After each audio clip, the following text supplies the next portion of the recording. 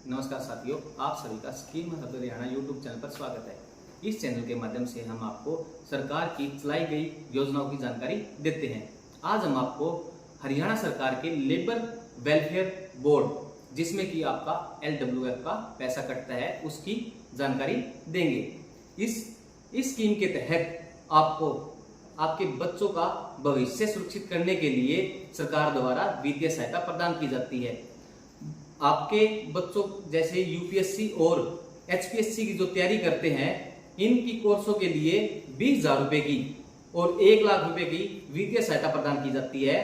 तो आप इस योजना का लाभ लेने के लिए इस वीडियो में बने रहें और हम आपको इस वीडियो के माध्यम से पूर्ण जानकारी देंगे कि आप ये लाभ कैसे प्राप्त कर सकते हैं। इस योजना के तहत व्यावसायिक कोर्सों में प्रवेश परीक्षाओं की कोचिंग के लिए 20,000 रुपये तक का लाभ दिया जाता है सरकार द्वारा, 20,000 रुपये तक का। तथा यूपीएससी एवं एचपीएससी की प्रारंभ परीक्षा पास करने पर मुख्य परीक्षा जो आपकी मेन परीक्षा होगी, टायर 2 होएगा, उस हेतु अनुबंधित कर्मचारियों के बच्चों को 1 लाख रुपये की राशि प्रदान करेगी। मतलब फर्स्ट जैसे आप कोचिंग लोगे तो आपको 20,000 रुपये देंगे, और जैसे ही आप यूपीएससी और एचपीएससी का फर्स्ट पेपर पास कर लोगे तो उसके बाद सरकार द्वारा दूसरे पेपर की तैयारी के लिए 1 लाख रुपये आपको देगी।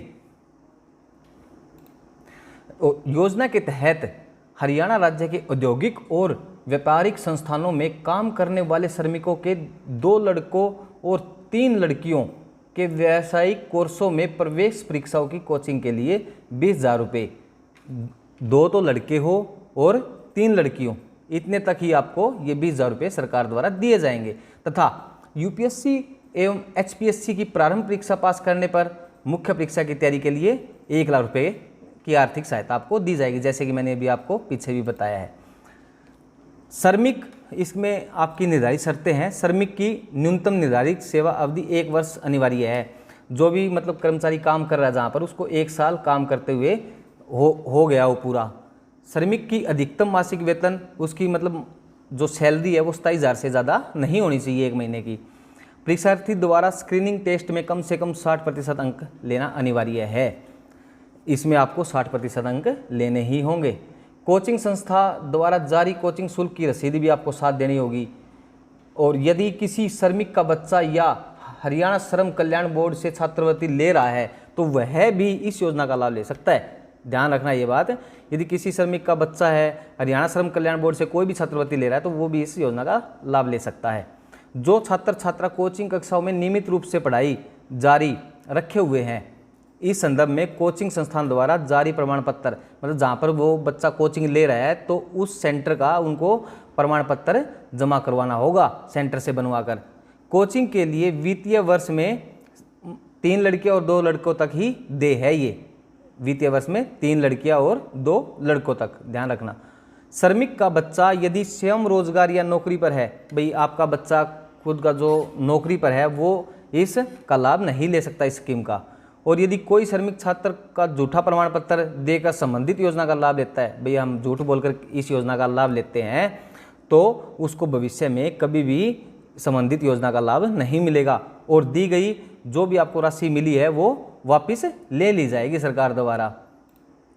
अब छात्रों द्वारा ली जा रही कोचिंग संबंधित कोचिंग संस्थान के लिए निर्धारित शर्तें, भाई इनकी कोचिंग की भी शर्तें होती है, भी आपको ये कोचिंग कहाँ से लेनी है, किस कोचिंग सेंटर से लेनी है। उसमें कम से कम 3 वर्ष से कोचिंग प्रदान कर रहे हो, वो कोचिंग सेंटर कम से कम 3 वर्ष से कोचिंग देता रहा हो। न्यूनतम 300 विद्यार्थियों को संस्थान द्वारा कोचिंग प्रदान की गई हो, भाई उस सेंटर से 300 बच्चे पढ़ चुके हों।